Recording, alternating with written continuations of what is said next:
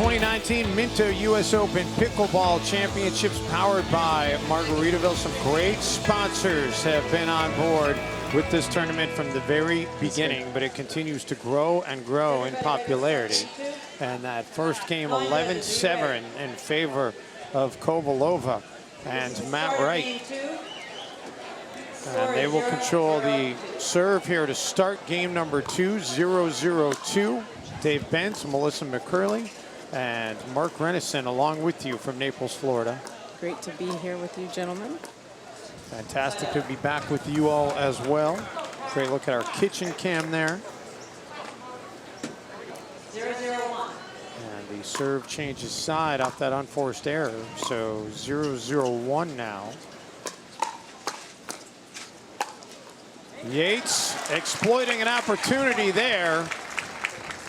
Kyle Yates, who in his U.S. Open career has won 14 total medals. 10 of them have been gold, including another one this year in the gold 19 plus mixed doubles alongside youngster Anna Lee Waters, who's just 12 years old. Yeah. And that is a little bit long by Matt Wright.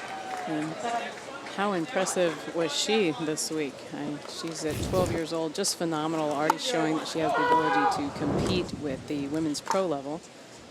She is going to be a force to be reckoned with. As she told us earlier this week, pickleball is her passion. She wants to see how far it can take her and how far she can take it.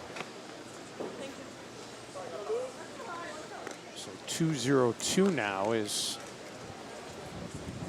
that shot is errant. Yates takes over. All 4 of these players have won at least one gold medal this week. Simone's came in the women's pro singles. In fact, she's trying to repeat as a Triple Crown winner. She is. She is the only one left in the tournament that has the opportunity to do so. Cammie McGregor got close with 2 golds and 1 silver. Silver coming in the women's senior singles. 3-0-2. So 3-0-2. Yates and Jardim got to be very happy with this start. It's been a couple loose points from Wright and Kovalova. Although they started game 1 3-0 as well, and then gave up a big run to fall in a big hole.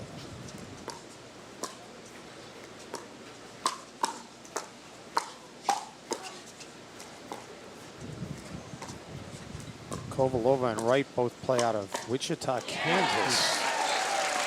Yeah. You can see where Jardim aimed that shot. Low on the forehand side and right near Matt Wright's right hip, and that's a really difficult spot to defend against. Smart place to go when you get a ball that you want to speed up.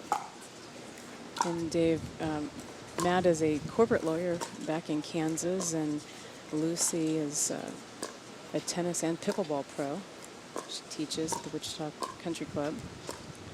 After attending Wichita State, as we mentioned, moved from Slovenia to Wichita. And it's actually great to see her in this final. Not 5 weeks ago, she had to have a surgical procedure, and we weren't sure if she was going to be 100% for this tournament, and she's showing she's 100% and more. Lucy says she actually learned pickleball from YouTube and internet research. Thought it was boring at first, but it has become one of the things she's most passionate about now. Wonder how many of those videos were from Third Shot Sports. Third Shot Sports, Pickleball channel, I'm sure, as well. We saw Rusty Howes at the top of the broadcast, by the way. He was earlier tonight awarded. Oh! Wow. How about that? Kyle Yates, man, he'd like to have that one back. Yeah, but it was the right decision here. I mean, Lucy is playing tremendous defense, getting the ball back. He's looking to just drop it, and if she can do anything with it when she gets there, he's still in an offensive position. Started to mention, though, Rusty Howes recognized for his efforts with Pickleball Channel and the impact he's had on this tournament and this sport before we get started tonight. Well deserved. And we'll hear from him on the sidelines a little bit later on in the broadcast. But congratulations to Rusty. I know he was visibly moved by the award. Yeah, very well deserved. He and Pickleball Channel have done so much, and his team for pickleball. I was moved myself.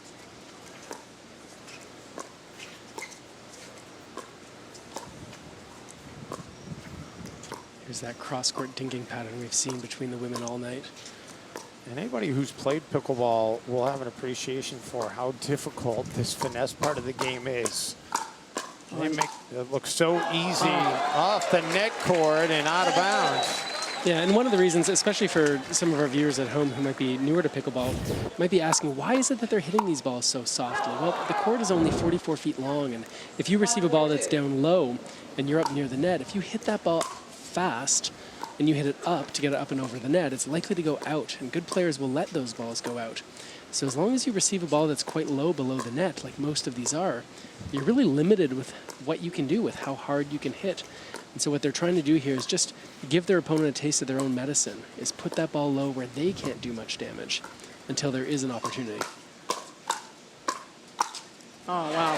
And Simone's defense is just incredible. Did you see how low she was and how low she kept that ball? Yeah, so it's much easier to handle balls when they're close to you, right? When they're close to your midsection. And if you're standing up very tall and that ball's down very low, it's easy to make a mistake. So these players will get down low to those balls so they have a little bit more control over them.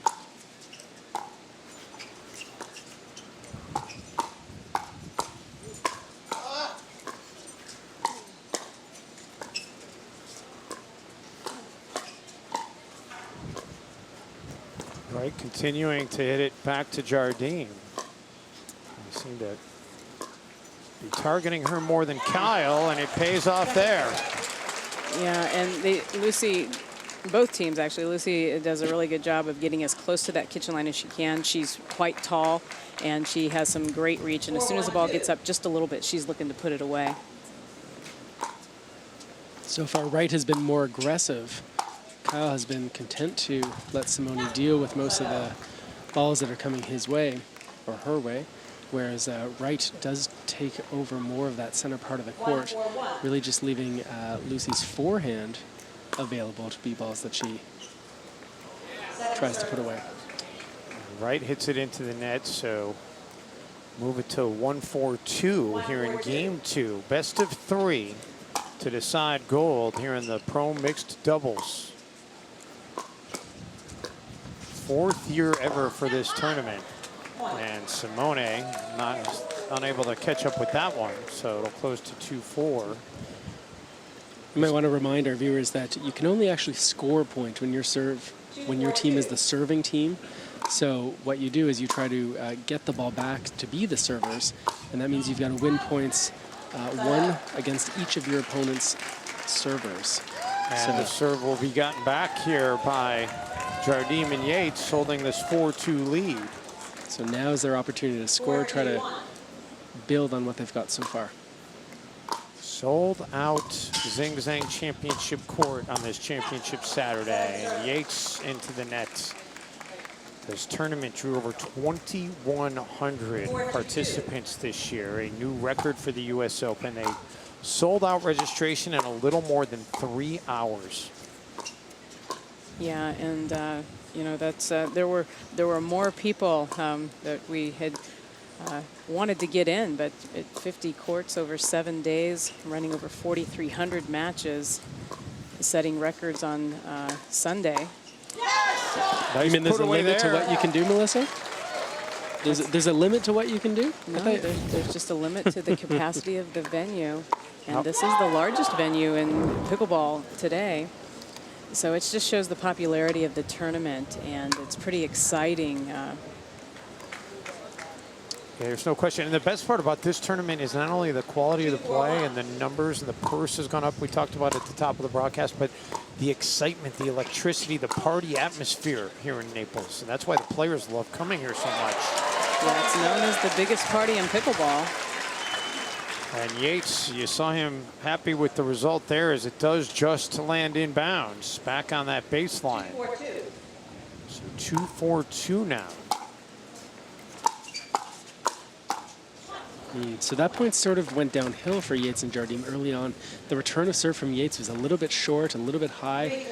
That gave Wright an opportunity to use that strong forehand and really put Yates and Jardine on the defensive. Typically, you want the return of serve to either be deep or to be low so that a drive is less effective. Kovalova misses on the execution there.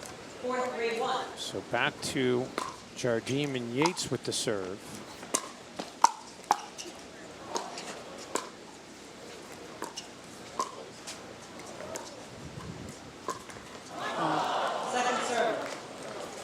4-3-2 now. So you'll see right now that Kovalova and Wright are both standing on the same side of the court. It's Kovalova's responsibility right now to return serve from the left side, but she doesn't have to stay there, and she prefers playing on the right side and Matt Wright on the left. And so that's called stacking, when you stack both your players on the same side of the court, because you have responsibilities for who the server is or the responsibility for who the returner is, but then you can adjust. And so many players at the highest levels especially, they will stack to try and put themselves in a beneficial situation. Yeah, you can see Yates and Jardim doing it as well. Both of these teams typically will stack whenever their score is an even number. Although we're seeing a little bit of a switch here with Jardim and Yates. You see she's going to start on the left-hand side, but I suspect this is just a bluff, and after Yates returns the serve, I suspect they're going to switch and Jardim is going to play. Yeah, based on that signal she gave, you are absolutely right, Mark.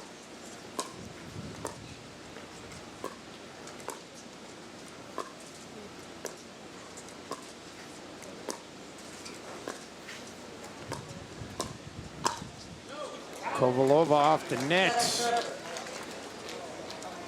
I'd love to see, by the way, I'd love to see these two women, who are obviously targeting each other, line up straight ahead from each other instead of on a diagonal. One of the interesting things about pickleball, we talked about the non-volley zone. You can't volley if you're in it, but you're allowed to move right up close to the net, just outside of the sideline. And if the two women were lined up head to head like that, that might create an opportunity for one of them to come up right near that net and intercept it. That's called an Ernie. 5-3-1.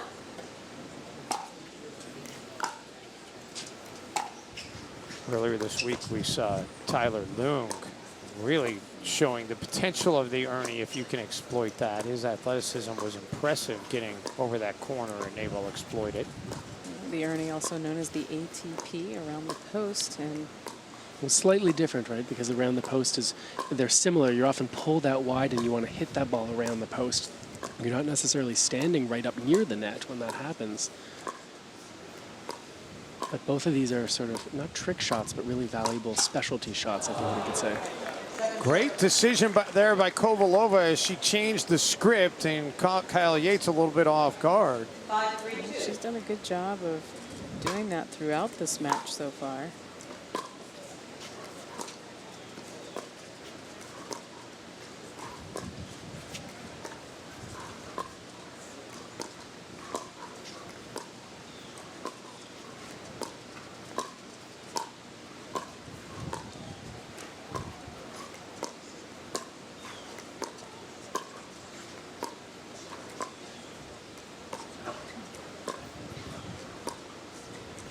Great touch by both sides, and then Wright thought he could exploit an opening. It's it long. Yeah, they were showing a lot of patience there, the two ladies, and Matt thought he might be able to get in there and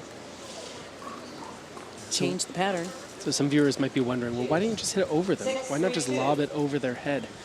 The court from that other kitchen line, from the non-volley zone, is only 29 feet. And these players are so athletic and quite tall that if you do give them that lob, that high ball, more often than not, it's either going to go out, it's going to go long, or they're going to be able to get to it and hit an offensive shot. Yates and Jardim have opened up a 4-point lead here as Wright was just wide.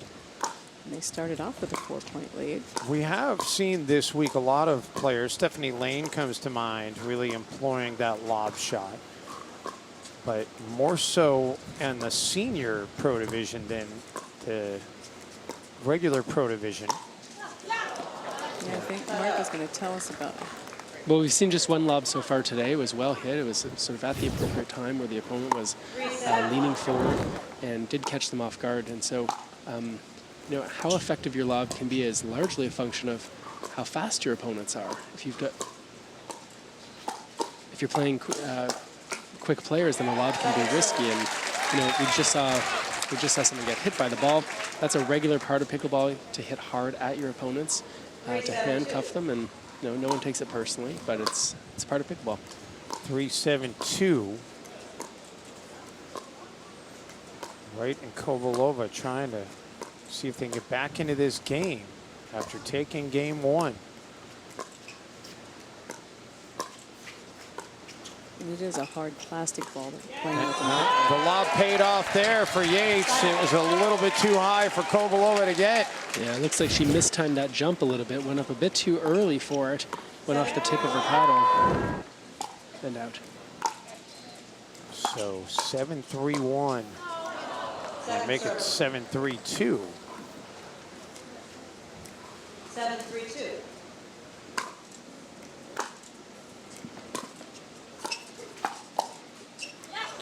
Nice shot there by Wright. Very nice. Took advantage of Yates' momentum, taking him away from the sideline. So there's that poach from Yates, trying to be aggressive, get those balls over the middle of the court. Of course, that leaves his side open, and if he doesn't finish the point, which is very hard to do against a player like Matt Wright, then it could be risky. 3-7-1.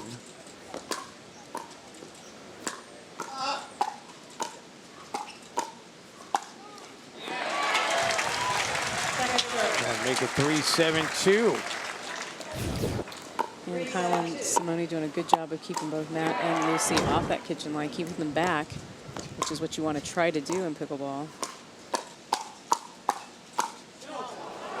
Kovalova hits it long. Kovalova and Wright combined amongst them, they've accounted for 27 total medals in U.S. Open history. 15 of them have been golds. In fact, Lucy's the second most decorated medalist in the history of this tournament with 16 total coming into this match tonight. Only Dave Weinbach with 17 has won more. But this is the one that has eluded her. This mixed doubles gold. So a little bit of defense of his own from Yates. Kovalova looked like she thought that ball might be going out. It doesn't. Lucy could have hit that and let it go. Seems like she lost a little bit of a sense of where exactly she was on the court relative to that sideline. 8-3.